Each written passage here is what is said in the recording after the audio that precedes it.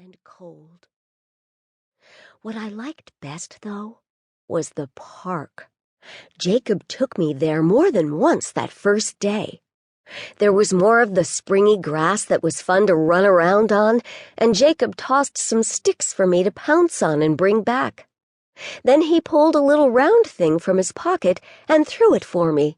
I chased it down and tried to get my tiny mouth around it.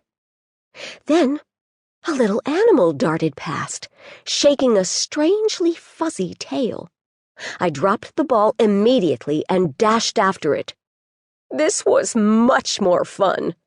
Obviously, the animal was made for chasing. It zigged and zagged across the grass and headed for a tree.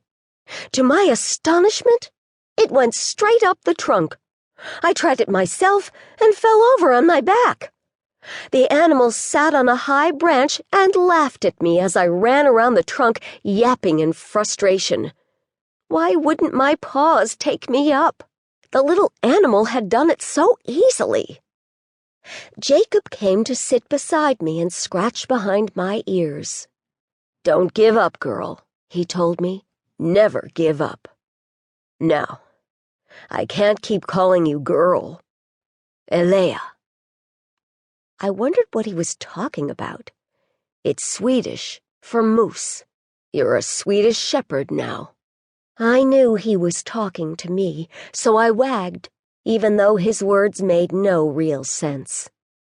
"Ellie, Ellie," he said, and moved a little away from me. "Come, Ellie, come." Pretty soon I started to recognize that word, come. It was one of Jacob's favorites. When he said it, I'd sometimes wander over to see what was going on, and he'd pet me and give me something tasty from his hand. Come meant praise and petting and a treat. So, pretty soon I always showed up for it. But my favorite words from him were, good dog. Good dog always meant he would pet me, rubbing my fur until I wriggled from my toes to my tail with happiness. His hands smelled of oil and his truck, and of papers and other people.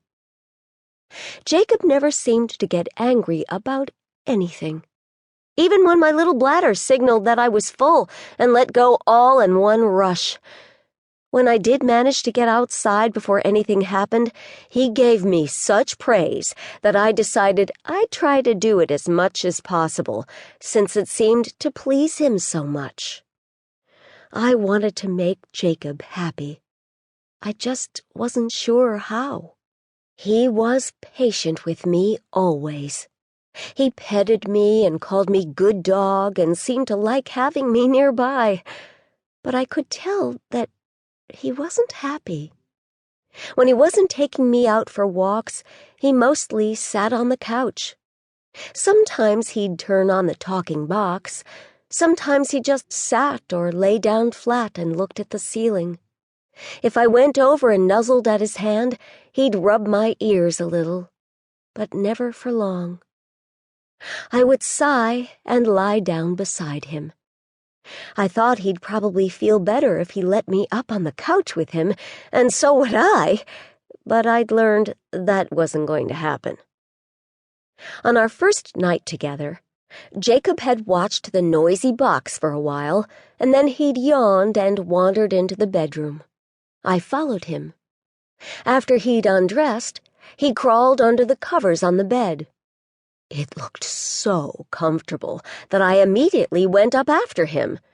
It was all I could do to leap so high, so I figured I was due for some praising and maybe a treat.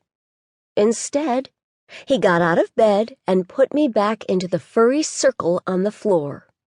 "This is your bed," he told me. "Yours, Ellie." He climbed back into the big bed. I could see he didn't want me to join him up there, but I couldn't understand why. He had so much room. My bed was comfortable, but it was lonely. I was used to sleeping with Mother and my brothers and sisters. This was not at all the same. I whimpered.